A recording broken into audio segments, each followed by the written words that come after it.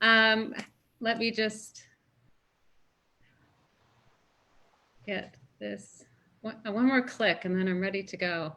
Oh, there's Erica. Great. Hi, everybody. My name is Carolyn Ray, and I'm the CEO and publisher of JourneyWoman. And tonight is a very special night for two reasons, maybe more actually. But tonight we're celebrating a 1-year anniversary of JourneyWoman. In that today is the day that that Erica and I actually announced that I would be taking over JourneyWoman from Evelyn Hannon. And the other thing that we're celebrating tonight and introducing you to is our Women's Advisory Council. And so what you will see on the screen here is a group of incredibly talented, dedicated women who are passionate about travel, passionate about safety. And we wanted to introduce them to you and have them introduce themselves and share a little bit about themselves, and also take any questions you might have about travel. This will be the first of many sessions. So the next time we'll have smaller groups, and hopefully it won't be in this format. For those of you on Zoom, I know that you probably want to ask questions, and you're more than welcome to do that in the chat and same on Facebook. So if you're on Facebook and you'd like to ask questions, just put them in at any time, and we'll try to answer them as we go through or at the end. So I wanted to start tonight with just a few little rules. We're gonna mute most of our advisory council, but we did want to start off with a little bit of a celebration of Evelyn. And so I'm not sure if all of you saw the little announcement we made today. I invited Erica, who is Evelyn's daughter, to join us. And Erica, I'll try and figure out how to put you on spotlight in a second. But we were able to arrange for Evelyn's red boots to be placed in the Bata Museum's shoe collection. And, you know, I thought that the significance and the symbolism of these boots for women was quite an important message. And they were literally sitting in my front hall closet. And I thought, let's share them with the world. Let's let everybody enjoy what these boots mean and be a source of inspiration. Mm-hmm. So we put in a submission, and much to my surprise, they were accepted. So I'm very happy about that. And Erica, I'd like to welcome you and thank you for being such a strong supporter of me and all the things that we've been trying to do with JourneyWoman over the last year. You've been there at every moment, every meeting. Constantly. Well, I'm here sort of on behalf of my mom, and I just know that she is just smiling from ear to ear, not just because of this incredible honor that you have managed to secure for her, but the Bata Museum was in her neighborhood. It was literally, I think, 3 blocks away from the apartment that she lived in for 30 years. Mm-hmm. So I think that it's extra meaningful for her that she is being recognized in the neighborhood that she has walked around in those shoes for so many years. And I also think that, you know, I am heartbroken about the loss of my mom as she starts to cry. I'm trying not to, but with this COVID pandemic quarantine, there is no way my mother would have put up with the fact that she couldn't travel. So if there ever was a time for my mom to not be around, it would be now. And the fact that you, Carolyn, are able to breathe so much life and travel into a website where the world has stopped traveling, you have my sincere appreciation and respect for bringing women together, talking about travel in a changed world. So thank you so much on behalf of myself and my sister. You're doing an amazing job. My mother would just, she'd be kvelling. That means she'd be happy, by the way. Well, thank you. Thank you so much. We want to do a little toast to your mom. And I want to invite anybody who knew Evelyn to type a few notes in the chat, and also on our advisory council. I know a lot of you knew Evelyn as well. Is there anything you'd like to say or comment on to Erica? I would. Go ahead, Linda. May I say something? Okay. Eric, I want to just tell you that it was 5 years ago that I launched my women's journey to Kenya, and it's such a different kind of trip. And I remember she was the very first woman in the travel industry that I talked to about it. And she was just like my best cheerleader. It was like finding, it was just like finding a sister I didn't even know existed out there. And she just cheered me on and said, keep going. What can I do to support you? I mean, seriously, it was like, here I'd launched this thing when I was 60, right? Like, why do I have a business of launching something new? I cannot tell you what that meant. And she was there every step along the way. So cheers. Cheers to you. And I imagine that Carolyn is doing all that and more for you. Oh my gosh, completely. Yes. Thank you. And I would like to just say something too. I was receiving Evelyn's newsletters for about, 11 years now is how long I've been involved with JourneyWoman. And when I decided I wanted to advertise, I sent Evelyn an email and expecting, to get a response in a day or two. And like within 5 minutes, my phone rang and it said Evelyn Hannon.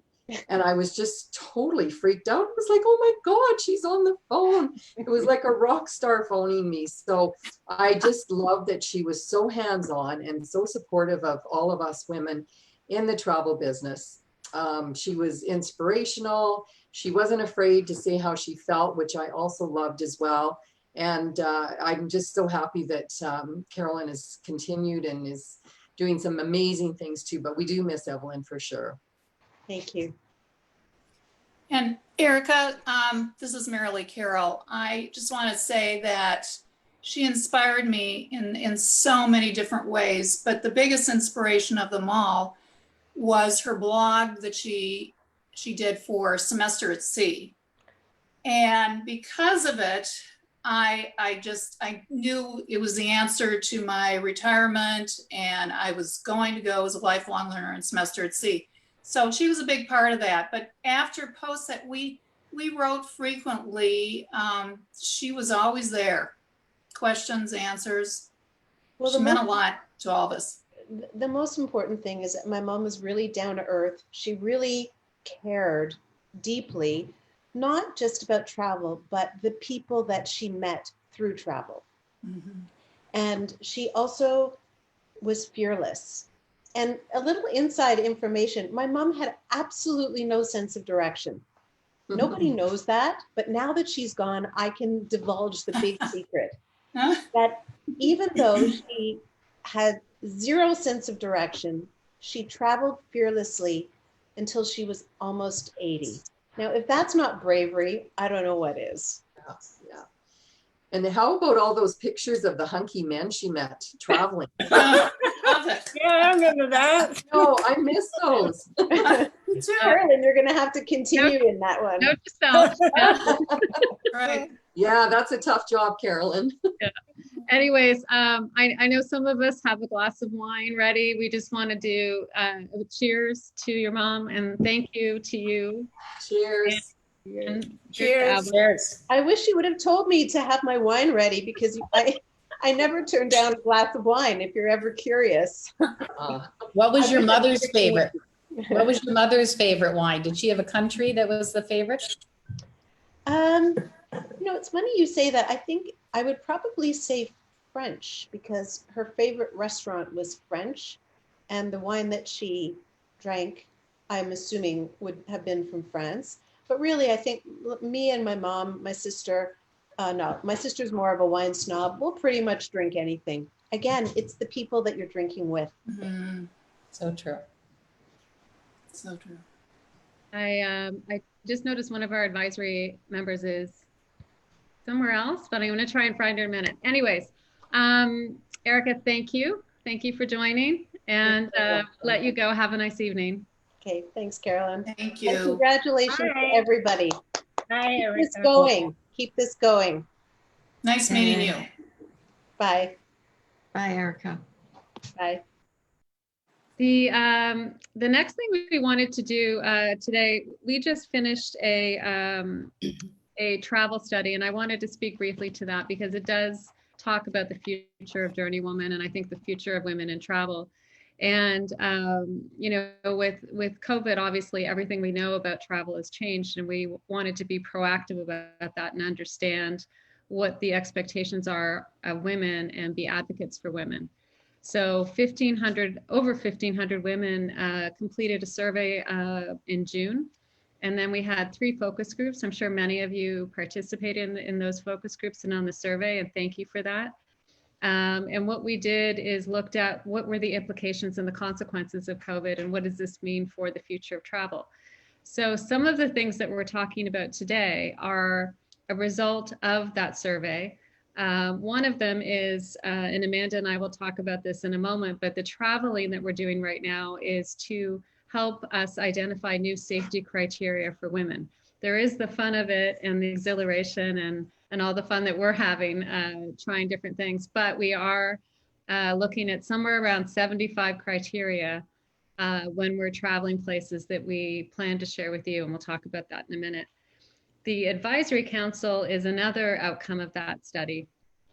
And one of the things that we learned in that study is that you're feeling overwhelmed with information and you don't know who to trust. And so by bringing together this group of women who are highly experienced, highly dedicated, experts in their field, we thought this would be an amazing way for you to have a resource that you can go to and check in with. And it's not to say that we know everything, but it is to say that if you need honest, straight up advice, these are the women that you can come to for advice and counsel. So over the next few months, years, weeks, we'll be hosting webinars and Q&As, and a lot of these women have already participated in some of our webinars and sessions already. But those 2 things are outputs of that study. And I also wrote an article called Why Women Will Save Travel, which is on the homepage of our website, which is really a call to action for us as women and how to support each other, how to support small businesses that are owned by women, which all of this is, and how we can make good decisions about where we travel, when we travel, and how we travel. Which is why somebody like Nora is on this council, because her area of expertise is around wildlife and animals. So we're trying to think broadly about what the future will be like, and we hope that that this is something that you'll find of value. And I'm gonna go to Amanda now, but we'll come back to the council in a minute and let you meet them a little bit. I just want you to know that when you put time into something with us, we are going to use it, and we are going to use it for your benefit. So Amanda, over to you. I want to talk about the editorial because we've been now, you and I, putting out a monthly magazine now since I think last August. And never did we expect in the spring of this year that we would be challenged with COVID. And yet I think you've found some amazing ways to create stories that are inspiring to the community and still, kind of keep the momentum going on editorial. What's your vision for the editorial for JourneyWoman? Because I think number one, we are an editorial journalistic magazine. That's our first priority. Yep. So we are not a blog. We are not a website. What I see us as is a content engine that is powered by a few things. One is a community of women from all over the world who are inspiring, who are seasoned solo travelers, who are newbie solo travelers, who are aspiring solo travelers. And we tap into you as often as we can to get ideas and inspiration and collect stories from you, because you really define what travel is and what travel will be. And we're also backed by our newly announced Advisory Council. We're tapping into your expertise, we're tapping into your areas of advice, and we're bringing all of that to the community that we serve. And it's about, like Carolyn said, journalistic principles and integrity. I started my career as a journalist that I take a journalistic approach to everything that I write. So it's about real stories, real experiences, and real women. You're not going to see, you know, just destinations and listicles. We may have those things, but they'll be backed by real experiences. You're not just going to see paid reviews of things. You're going to see the true nitty gritty and the sometimes the dirty and ugly. We hold the industry and our partners to task, and we're bold in our editorial vision and what we want to do. What's unique about our content? What do we do differently? I think a few things. We go deep. We talk about why we travel as often as where we're going to travel. We create content around themes, whether that's our current theme of love, growth, curiosity, inspiration. We create, and those tap into the whys of why we travel. And we create content around that. And like Carolyn said earlier, we create content that is different and that is needed in the industry, like the study that we did. We didn't hear women's voices in everything that was going on during COVID. And we knew that women were the future of travel, and we wanted women's voices heard. And so we created a study ourselves to do that, because we want to be the trailblazers in this industry. And we create content that is different and trailblazing. You know, at the beginning of COVID, when we realized travel wasn't going to be a thing, we pivoted, and we knew that women would need connection more than anything else. Yes, to talk about travel, yes, to talk about what's going on in their lives, but to really connect. Some women felt isolated during it. So we created a community online where we have a call every Friday with women from all over the world who share what they're up to, how they're feeling, what they're doing. And sometimes we talk about travel and sometimes we don't. It just depends on the week. But we're creating that sense of community. And like with our Travel at Home series, we knew that travel was going to be different, and we didn't want to do what we saw other outlets doing, which was recycling old content. We wanted to create something new and fresh, but we also wanted to be responsible in what we were doing, and we wanted to be safe, which is why we created the new 75 plus item criteria list that we're undertaking as we travel around Ontario, exploring our own backyards, and hopefully inspiring and arming all of you to take our scorecard with you and explore your own backyard in a safe, responsible way. That's great, Amanda. Thank you. So that's what's happening on our editorial. Happy to take questions on that as well. And Amanda is just a fantastic writer. She and I have known each other for about 10 or 15 years, and I'm so honored that she's on the editorial team with me and all of our guest contributors, I should say. Let me move now into introductions of the Advisory Council, and we're going to do this in little buckets so that they each have a little bit of time to speak. I'm going to start with with our original JourneyWomen and ask them to unmute. So Brenda, Marilee, Joy, Mary, and who am I missing? Amit. Maybe I could ask you each to say what city you're in, because I know people are curious about where you are, and what your relationship has been with JourneyWomen over the years. And lastly, what you've learned, you know, as a member of the JourneyWoman community and through travel that might be interesting to the folks that are watching right now. And who am I going to start? Marilee, I'm going to start with you. Oh, geez. Okay. Hi. I'm Marilee Carroll, and I'm from Dana Point, California. I've been with JourneyWoman since it was launched in 1994. So I had the joy of more or less knowing Evelyn over Wi-Fi and emails, that sort of thing. And it was a pleasure. I think traveling has allowed me to really get to know myself personally. The big first solo travel that I did was after divorcing in '83.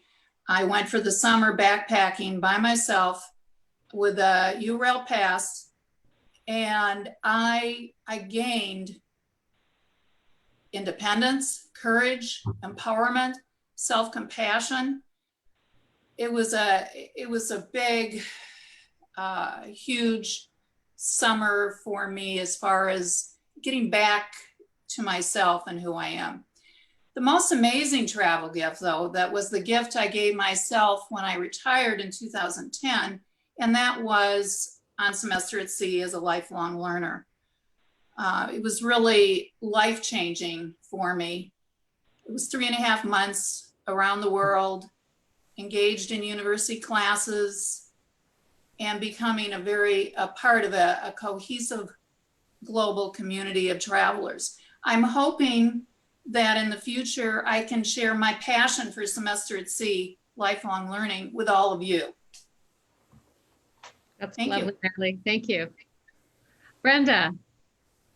Hi, I'm from Toronto, and I went to art school here, and I guess one of my first big go-aways on my own was to school in Italy.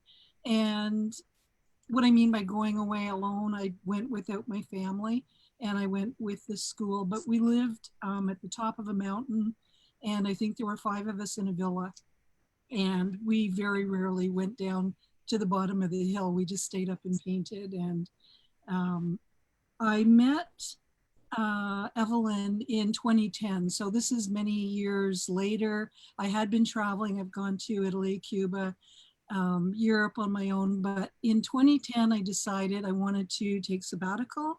And I joined a meetup. And I think it was through that meetup that I learned that Evelyn was going to speak at the Hard Rock Cafe. And she was there with another couple of solo traveling women. I think Marilee Ward was one of the speakers. So was Janet Waugh. And the place was packed. And we went in, and at the end of them talking, we mingled with all the other women that were there. And it really made me feel like I was final part of a group of women, which was really nice. And I just started to make plans for my sabbatical. I started spending money on, got an apartment over there. I paid my insurance. I did all these things. And I think I woke up in the middle of the night one night and went, what have I just done? But it was just one night that I kind of felt a little scary. And it felt really good to have a group of women that you could talk to about your fears. And I went there and everything worked out. It was perfect. So now things are a little different, obviously. I am hoping to get in my car and go and visit my brother, who a week ago did not have a toilet, did not have electricity, and he has since ordered a fridge, a stove, washing machine, drying machine. He's putting on an extension, and we're getting ready for me to come out. He used to do bike tours across the world. And so he's made that trip out from Ontario to Vancouver. He has a little tiny home out on the island, and he's going to help me figure out where I'm going to stay. And it's going to be an adventure, and I'm looking forward to it. Yeah, thank you. That's great.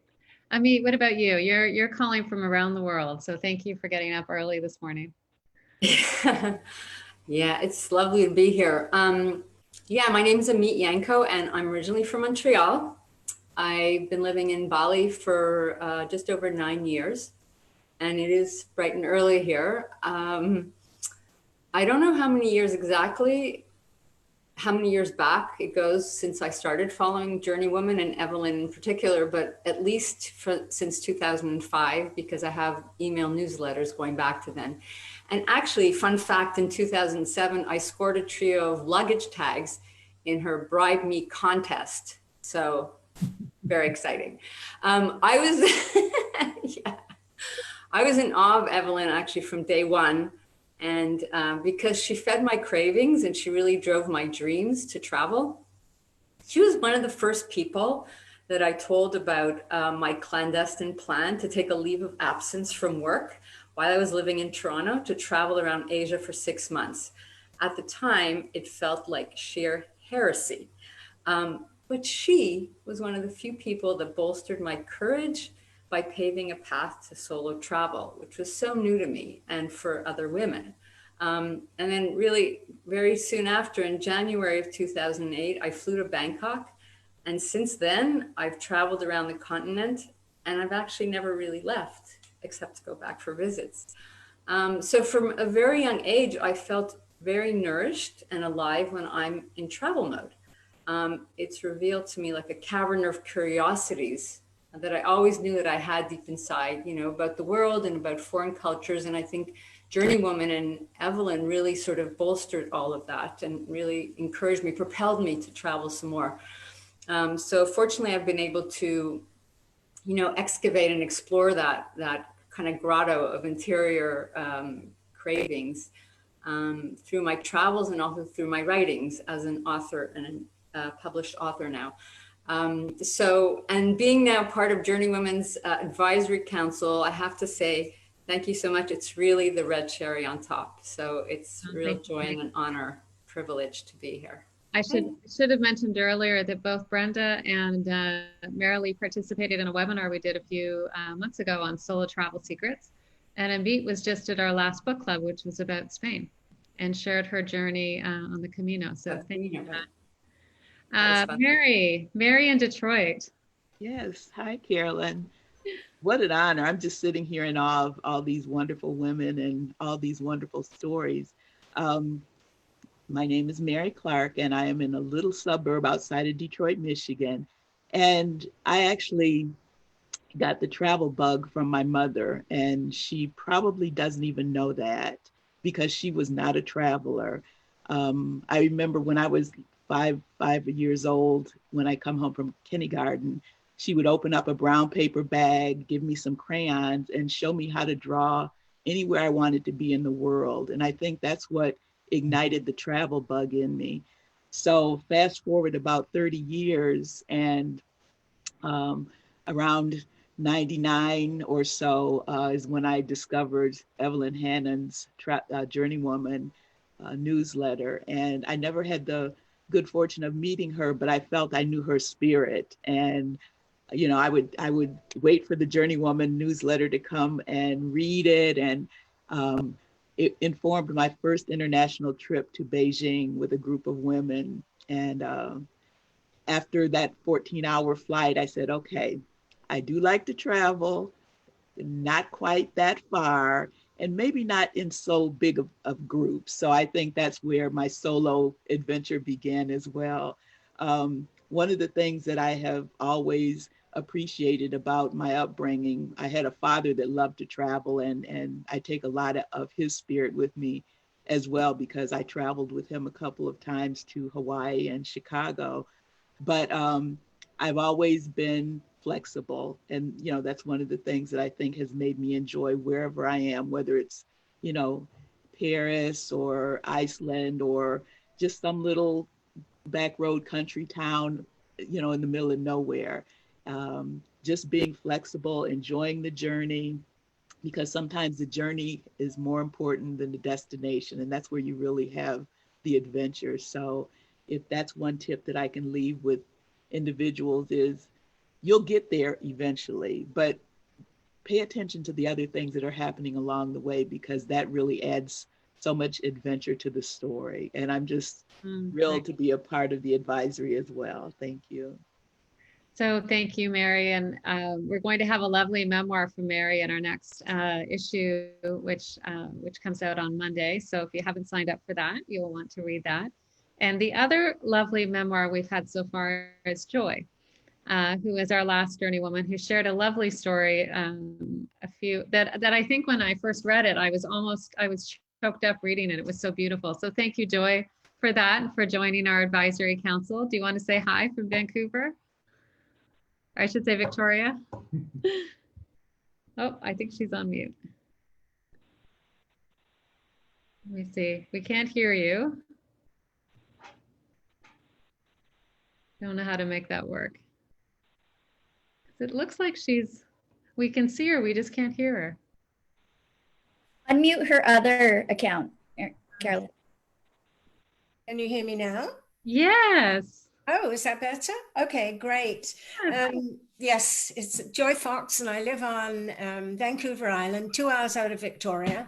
So in a really, really beautiful little place called Parksville, which is a great tourist destination with fantastic beaches and mountains and stuff like that, you know, to keep you happy. I guess I must have I didn't know Evelyn personally, but I used to follow JourneyWoman, I think from about 2005. It may go back longer than that, but I would say, you know, around 12 or between 12 and 15 years I followed it. And I guess I got the travel bug from my mom, who had traveled with my father to China and Egypt and India, you know, and she had babies born in all of those places. And I was kind of fascinated by what she'd gone through. She ended up having a very hard life. So I dedicate a lot of my travels to my mom and say, well, you know, I'm happy and I'm safe and I love just going places. But I love to travel solo. I think the first time I traveled solo was when I went to Italy and met Luigi Carolyn. That was what it was all about, meeting Luigi. But that was a wonderful trip and it gave me the confidence to keep traveling solo. And I have had roommates on various travels, but sometimes they didn't work out because they really didn't have very much in common with me. And I would much rather be on my own than be with somebody that I'm not compatible with. So I've continued to travel on my own. I had a lovely trip to Australia and New Zealand. It was just about the time my husband had started to get sick. But that was wonderful. And I totally enjoyed meeting all the Australians and, you know, going to the outback places and taking part in their barbies. And then I went over to New Zealand and rented a car and drove myself. And I was a little bit scared of doing that because we're used to driving on the other side of the road. But I thought, oh, you know, what the hell, I'll soon get the hang of this. So I did. And that was quite wonderful. I went to Japan in '97, which I really loved and would love to go back. But a lot of my trips have been mainly to England because that's where I was born and brought up, and you know, to Scotland. But I'm dying to go again. I really wanted to celebrate my birthday in October at Edinburgh Castle with the Lone Piper playing just to me. But it may not happen, but it'll have to keep maybe till next year. But a lot of people think that when you travel solo, you might be lonely, but that has absolutely never been my experience. I talk to everybody and I smile a lot and ask questions. And, you know, people, I think they're very responsive if you have a smile on your face and a decent question for them and you're interested in what's happening around you. So I think that goes a long way. I have been in groups, but I have to say that I'm not that great at waiting around while everybody makes up their mind what they want to do. I think for my age, I have a very high energy level, so I just want to keep going and see as much as possible in, you know, the shortest space of time, at the time that you have in a certain location. But yeah, I'm looking forward to my next trip. I think I might take the Rocky Mountain train from Vancouver up into the Rocky Mountains because that's something I can do and I love train travel. So I may look into doing that, you know, before this pandemic is over. I think that we can do social distancing and wear our masks if we have to. So I think that will be all right. But there's a great freedom, I think, in being a solo traveler. You know, you can please yourself and you can go to bed when you want to. And if you're not happy where you are, you can move on. So I really love that aspect of solo travel. And I should definitely keep doing solo travel until the day I die. So there you go. But it's wonderful to be on this council. I'm really quite thrilled to be with such a group of brilliant women. I feel a little bit humble about it because I don't have the backgrounds that they do, just a love of living, and perhaps I can bring some kind of experience to this council. But thank you so much for having me, Carolyn. You've already taught us a lot already. I should mention everyone's bio is on our website, so we're not going through specific details tonight. Head over to the website and take a look. And we'll be setting up an email shortly as well where you can send in questions too. We just have to get that organized. Thank you, ladies. I want to move on to what I called our destination experts, because we're fortunate to have women who have some oversight around every part of the world, I think, or at least some of the most interesting ones.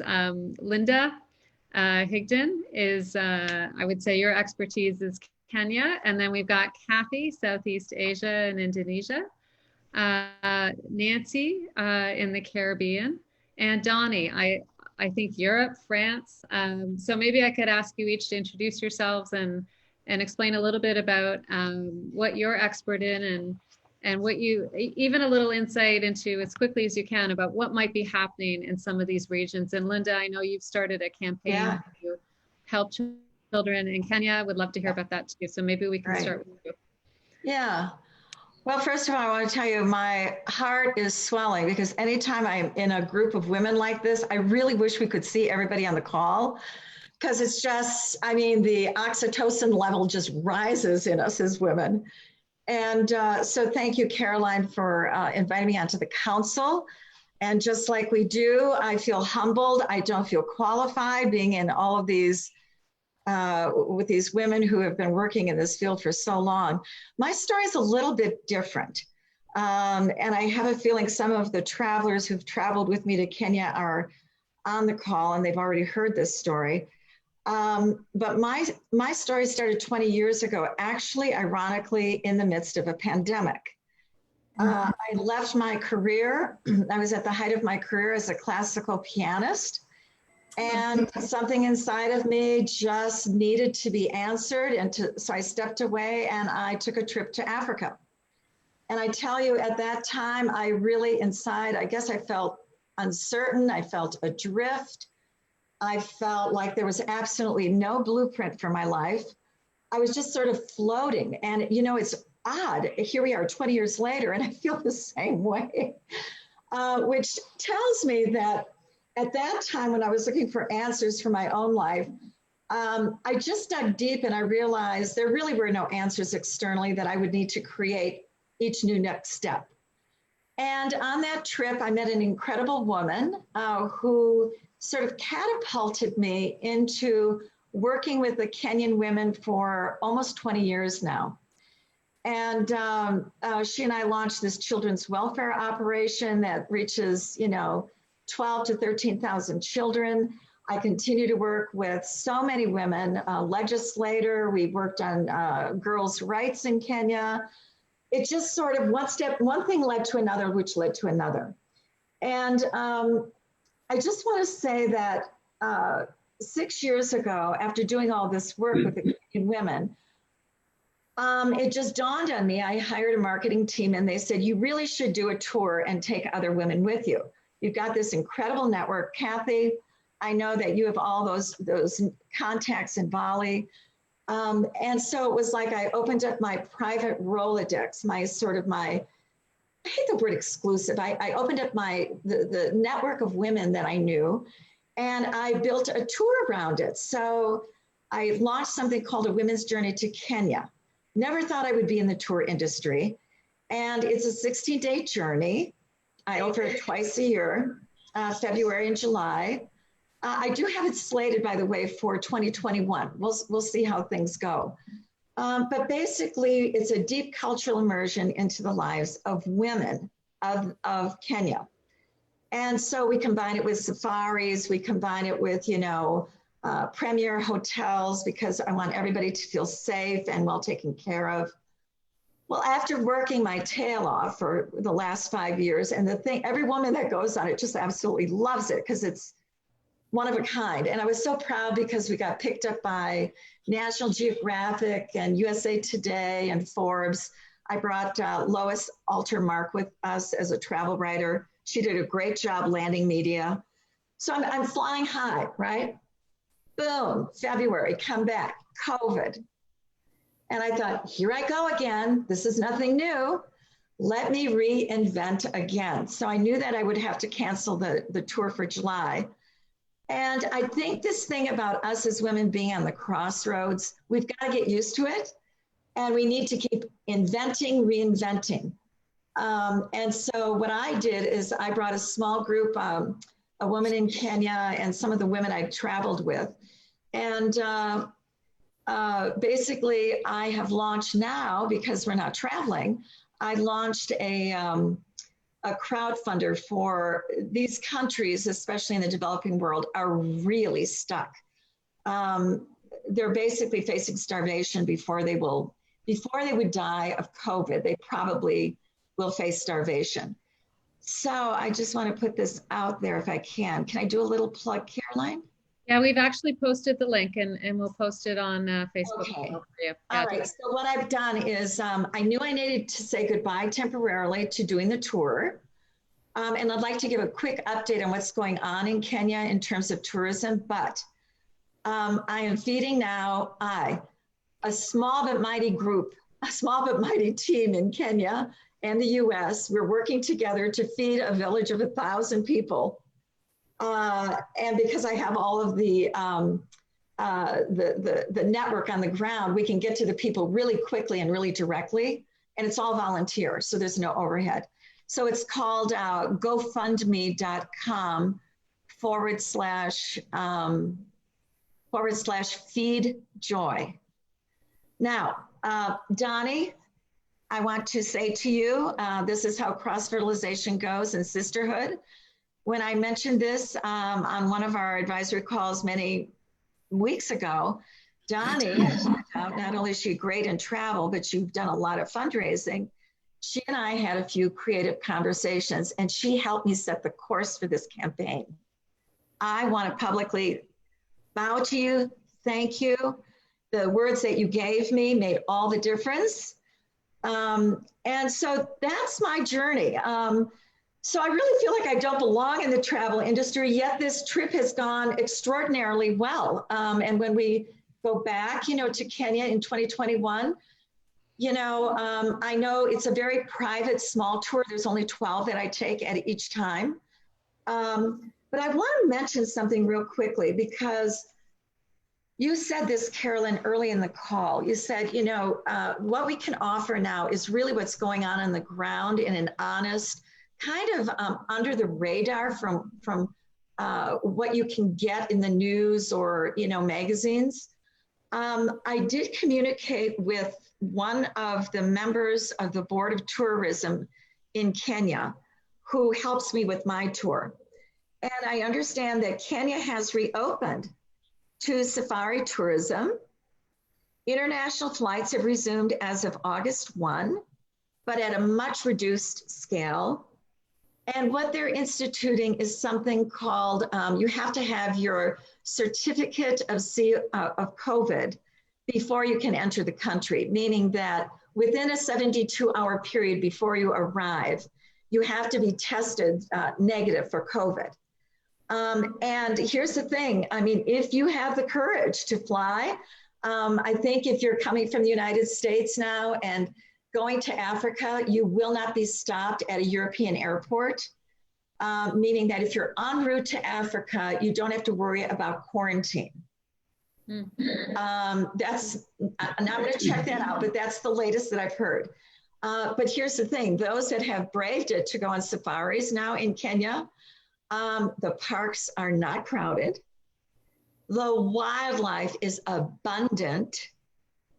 You have the entire park to yourself. Right now, the great migration of all of the thousands of wild beasts that cross from Tanzania into Kenya, from the Serengeti into the Masai Mara into Kenya. Usually it's bumper to bumper, and now whoever is there safely, they have the entire migration to themselves. So so anyway, that's a little update on Kenya and what I'm up to. So I'm just thrilled to be with all of you. So thank you. Kathy, I'll move over to you. All right, thank you. So I'm Kathy Gottfried. I am in Calgary, Alberta, Canada. And I have been in the travel business for 34 years. I've had my own company for about 25 of those years. And I specialize in Southeast Asia, but primarily Bali. So in 2002, I started doing women's tours to Bali, Indonesia. It was never supposed to be a main part of my business. I had some girlfriends actually, and a few that had been clients that became friends that wanted to go to Bali and said, wouldn't that be fun? So I did 2 groups of girlfriends. And then in 2006, I had a group of ladies from Calgary that are silver jewelry designers that wanted to go over and make connections. So that was awesome. I learned a lot about the jewelry industry in Bali. And then the book Eat, Pray, Love came out. And so that kind of put Bali on everybody's radar. And I finally got a website and so on. So now I've done 23, I call them Babes in Bali. That's the name of my tour groups. I have personally been going to Bali though since 1983. That was the first time I went. I was backpacking, did a Circle Pacific trip, spent a year. And I honestly never thought I would get back there. In fact, I didn't grow up in a family that traveled. We camped a lot. I grew up in mostly, well, Ontario, Quebec, and Saskatchewan and Manitoba. And so we did a lot of camping, and I just always had that travel bug. So I was quite thrilled when I got into the travel business and could do these awesome trips every year. My trip to Bali in '83 was so unique. I spent a whole month there, and I definitely wanted to go back. And I never went back until 1990. And of course, lots of things had changed, but I feel really privileged to have done these women's tours to Bali because it's so beautiful there. It's so spiritual. It's very cultural. As Amit knows, living there, like it's just a very special island. And of course, I've had to postpone my tours for this year till next year. But, you know, Bali is very dependent on tourism, similar to other countries that we have experts on here. They really, at this point, I mean, very few people, well, nobody in the tourism industry is really working. They've got roughly a population of 4 million, and they have about 4 million international visitors a year. So it's a big hit on them. They did open their borders to domestic travel a couple of weeks ago. So you're now allowed to travel around Indonesia if you're Indonesian. The president has said that they're going to open the international borders on September the 11th, which that date has changed a number of times. I've been reading about bubbles that they're looking at entering, which, you know, are probably mostly going to be other Southeast Asian countries to begin with. But I am anxious to get back there. I've got many local Balinese friends that I'm keeping in touch with. And my heart's always in Bali. It's just one of those places when I land, the humidity hits me, the smell of clove cigarettes, and I'm like, oh, I'm home. It's so exciting. So that's my specialty is Southeast Asia, but mostly Bali is where I do most of my bookings too. So I do individual bookings all over Southeast Asia. And then my groups to Bali, Indonesia. And thank you, Carolyn, too, for not only inviting me to be part of this, but arranging this. And what you've done with JourneyWoman since you took over is just incredible. So it's exciting. I know we're not able to travel right now, but at least we can keep each other positive and informed, which is so important, I think, at this particular time. That's right. Thank you. Thank you. Nancy I'll let you introduce yourself, but I'm so happy you're part of this group.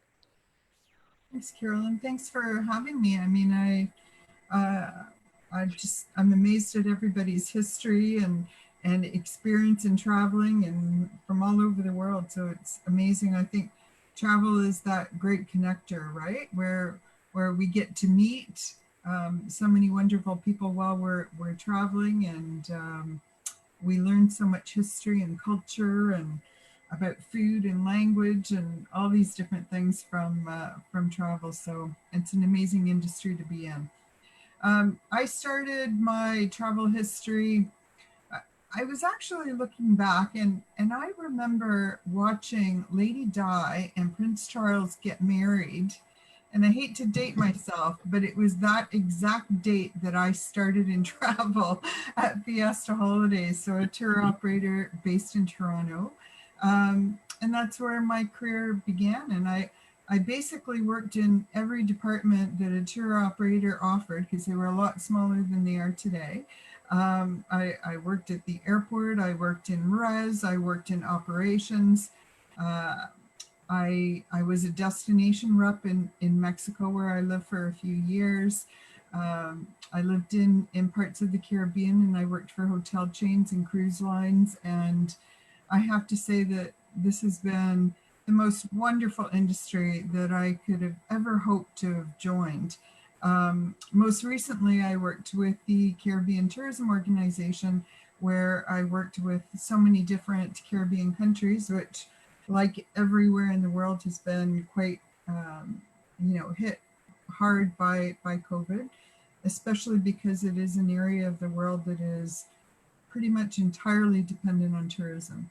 And, there aren't any other industries there, maybe a few here and there, but, without the tourism dollars coming into a lot of these countries, they're severely impacted like we are, right around the world.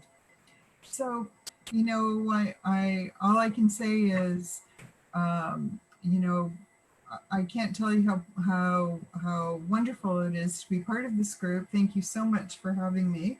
You and I were on a trip in Cuba in March, and who knew what would transpire and how long this would go on for, and who knows how long it will continue to go on for. But thank you for asking me to participate in this group. It's wonderful council. Lovely to see all the ladies again, and look forward to the upcoming webinars and training sessions, etc. Thank you, Nancy. And Nancy was on one of our very early webinars that we did in April. I think I'd like to say, before anybody else did this topic, we talked about what's going to happen, and we had a bunch of travel writers and experts come in very early April. So thank you, Nancy, for that. The last destination expert I want to turn to is Donnie, who I think is currently on her boat somewhere. So we can all be jealous of that as she says hello and introduces herself. Hi, guys. I just want to shout out, particularly to Nakessa, who is sitting there with a baby. And that's how women roll, man. Like, she's like on this conference call with a baby on her knee. Bravo to you. And bravo to all the women here who are obviously super positive, amazing, inspiring people. I feel very humbled to be part of this.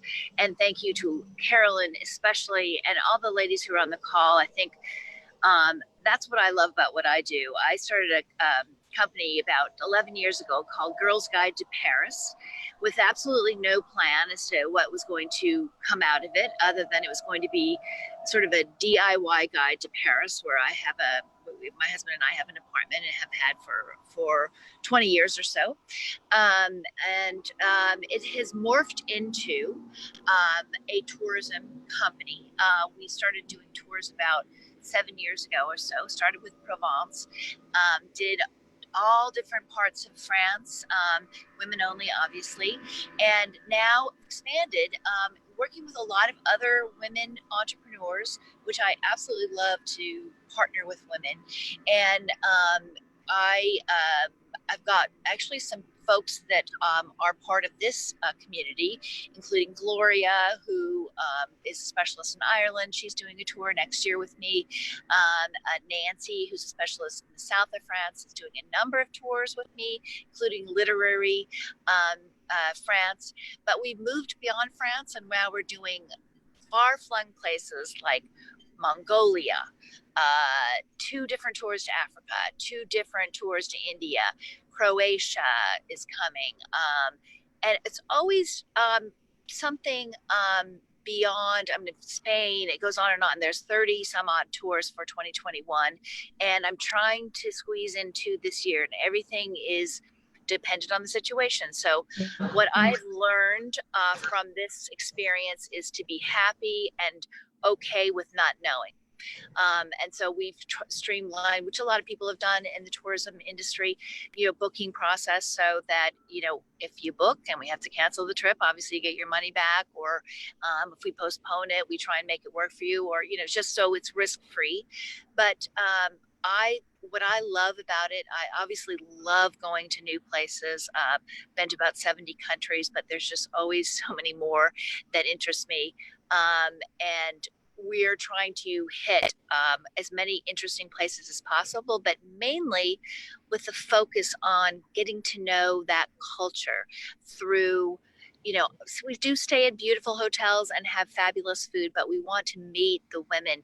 We're meeting women in Morocco. We're meeting, women who are specialists in whatever it is. So we're doing a Marie Antoinette tour to Paris and Versailles, and focusing on her legacy, or it could be, you know, something more focused on an idea, or learning more about flowers, say. I'm doing a garden flamenco and tapas tour to Spain. So the idea is, you know, to do something a little bit out of the ordinary, to go down a little bit less torn path. You're not checking off sites, but you're really trying to discover a country, a culture, and then through that, and I think we probably all agree on this call, you discover yourself. You discover yourself so much more for some reason when you're away from your regular life. I think you open up your mind, and then with other people, I've seen this big desire for solo women travel, and you know, being with other people but not having to do all the planning, and still having your own room. I think somebody mentioned that before. But getting to know women from all over the world, all different age ranges. The first night, people have a glass of wine and they're kind of giggling and a little bit trepidatious, and by the end of the week they feel like sisters, and I love to see that bonding. And I started thinking, you know, it's not actually anything I'm doing. It's just what we women do. We do really, really well. We're amazing at bonding. And I think it's just our lifeblood. And these ladies will stay in touch, go on other tours, do their own things together, visit each other. So for me, that's the magic of women traveling. It's the magic of women. It's the magic of discovering a place, as well as yourself and other people, and finding that connection. And I think that's the thing that continues to excite me and propel me. And the one thing I want to say about COVID is it will get better. That we know. It may take longer than we want, but it will get better. And we just have to stay positive and, you know, protect ourselves, protect our family and other people. But, you know, this will pass. Thank you, Carolyn, for everything. Thank you, Donnie.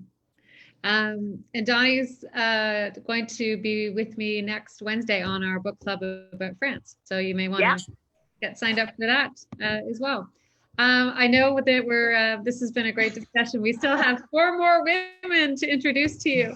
But let me get going on that. And I'm going to segue a little and start with Nora, because Nora has a very interesting business, which is all about protecting wildlife. And I think that's really important for us. And I also hope that as we re-enter, you know, the world post-COVID, we will think differently about how we engage with wildlife. And that's why I wanted her to, or I invited her to be on this panel, because I thought her perspective would help us as women lead the way in that area. So Nora, how are you? Oh, I am good. I'm so inspired. This is, I'm just like fangirling with everyone here. It's so amazing. And yeah, thank you so much for bringing everyone together, and thank you everyone for sharing your stories and sharing your time with us. So I'm a co-founder of a B Corp called Animal Experience International. And what we do is we get people to volunteer on conservation and animal welfare programs. So anything from helping citizen scientists or helping scientists in Mongolia with the wild horses, to doing wildlife rehabilitation with trafficked wildlife in Guatemala, everything in between. So I've been really lucky to travel to a lot of countries and then volunteer in about 20 different countries at really amazing places, and places that I have learned a lot. Wink, wink. We all know what that means. And I think, you know, we all know that travel has consequences.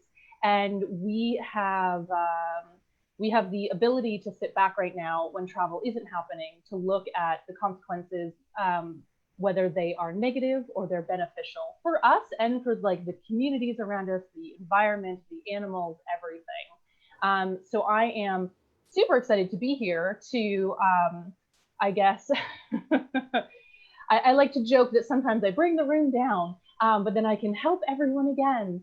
You know, Maya Angelou has one of my favorite quotes, which is, "Now that I know better, I can do better." And this is certainly part of my travel story, that when I first started volunteering, first started traveling, I didn't know what I didn't know, and I didn't know the questions to ask. But now that I have been doing it for so long, and I've been to so many different countries and in animal centers and volunteer programs, I know the questions to ask, and I've asked them to help other people. So I'm super happy to help, anyone if they, want to go traveling, but also if they just want to chat about volunteering, if it's with animals or not. I think just responsible tourism and ethical tourism is just so embedded on my heart at this point. I'll talk for days about it. Thank you, Nora. Nora and I and one of her colleagues, Dr. Carol Klein, did a webinar in June talking about the questions to ask before you engage with animals. So feel free to check that out on our site. And the last group of experts that we have here, and I think we'll continue to build this group, but is about health and wellness. And we know that this pandemic has taken its toll on us in many different ways. And I don't know if Shauna is on the phone or not. I know she was on a flight, but hi, Carolyn. Oh yeah, sure. Shauna, could you introduce yourself and talk a bit about sleep? And, sure. And I'm so excited to say we have an article from Shauna coming out in our next magazine issue, which is just phenomenal about how we can prepare for trips, and also you're an expert in chronic disease. So I'll turn it over to you to tell us a bit about what you're up to. Thank you. I'm sorry I couldn't be there in person. I'm actually driving back from the airport. I just was gone for 10 days. So hopefully you guys can all hear me. I just want to thank you for including me in this incredible community. I'm super honored to be here today and with all these amazing women. And as I was flying home today, I was sitting on the airplane and I was thinking about what I was going to say and what I was going to talk about. And it sort of dawned on me that if there were one pill that you could take that would lower your blood pressure, increase your brain health, strengthen your immune system, balance your hormones, eliminate your sugar cravings, lower your blood sugar levels, increase your energy, and help you live longer, would you take this pill? And my guess is that just about everyone here would say yes. And the thing about it is that all of these things are available to you right now. And it's not a pill, it's sleep. So sleep is one of the most powerful things that you can do for your overall health and your longevity. And for those of us here, maybe all of us, of course, who want to continue to travel and have adventures for many more years, getting sleep is the most important top priority that you can make in your daily life. The goal for good sleep is 7 to 9 uninterrupted hours. And I did say uninterrupted, and that's a huge, huge part of getting a good night's sleep and having all of these health benefits come from sleep. You need to have consistent REM cycles every night, and typically it takes the human body between 7 and 9 hours to have these REM cycles. So that's really the goal. If you need any help troubleshooting your sleep, or if you're looking for some great tips, I've written a book, a #1 bestseller on Amazon called Powerful Sleep, and I provided it for free. I don't know if you're going to show the website or not, or if you want me to give it, but I'm more than happy to help as many people as I can. It's www.powerfulsleepbook.com. So just think of sleep as a gift that you can give yourself. It will benefit your life in so many different areas if you can put it top on your list. And, whatever you can do to make yourself and your sleep #1, I promise you it will be life-changing to your body, to your mind, to your well-being, and it will definitely help you in all the other aspects of your life. You make it sound so simple, Shauna. You know what? It really can be, because honestly, Carolyn, is what your body wants to do. Your body wants to sleep 7 to 9 hours. It's just that we interrupt that. We make poor choices during the day that then affect us negatively in the evening. So if you just trust your body. We'll have lots to talk about with you, I think, on future webinars for sure. I know that we're running a little over time. I apologize for that.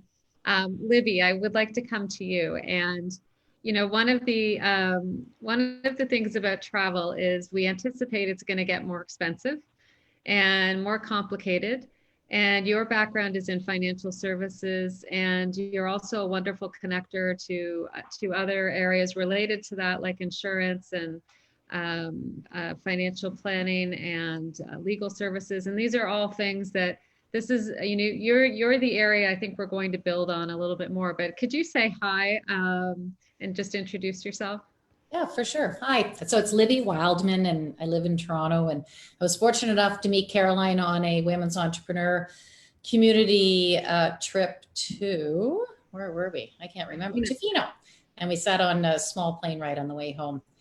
I was not aware of JourneyWoman, and I have been sharing this website with so many people because I started traveling alone when I was 17 or 18 back in like 1983 and 1984. And I did it because I think I'm a little eclectic, and I find it easier to travel on my own and just meet interesting people versus being with somebody who might annoy you. So anyway, I'm thrilled. And I'm actually sharing this website with my mom and all her friends who are 80, and a lot of them are widowed and they want to travel now because they have the means. And so it's a wonderful, wonderful thing. And I'm so thrilled to meet all you women who are actually in the travel industry. One of the things I've found over the 34 years of being in the financial services industry, where we help people with making smart decisions about their money and mostly hearing about their money stories, women feel very differently than men. Our big word is safety, and we want to feel safe, but we also, most of us, feel really dumb about our finances. So I am absolutely here and available to explain to you the jargon of different things. I mean, in Canada, we have RRSPs, TFSAs. Anyway, goes on and on and on, but it really doesn't matter where you live in the world. I could just help you to get organized with your thoughts. One of the things that I find happens when you travel is we get so excited and we're like, oh, let's splurge for that extra great hotel room, or let's buy that piece of jewelry, or let's do this. And then you get home with this massive credit card bill. And it's really quite devastating sometimes when you get home, because it's just like a hit when you're traveling. So I think there's a lot of things that we could do to help you feel organized about before you go on the trip. I mean, there's a saying with gambling, know your limit and stay within it. So I think there's a lot of things that you can do to think about what is the budget you would like to stay within, but also if you're going to splurge, what will that look like? And what, is that an extra special hotel room? Is that a piece of jewelry? What might it be? But you don't want to come home and regret this incredible experience you've had because you've gone over and then you're living with that stress. And there's things about credit cards and fees and things like that. The good news is I just found out from some clients of ours who are actually 75 and 80, and they live in Ontario, and they're traveling to Italy to see their kids in September. And all of the insurance companies in Canada are finally issuing travel insurance again, and including COVID. So it's really nice to see that that is opening up, because hopefully that will encourage people to get out there and go and see the wildebeest and that's all the different things. I think we all know insurance companies didn't perform very well in our study.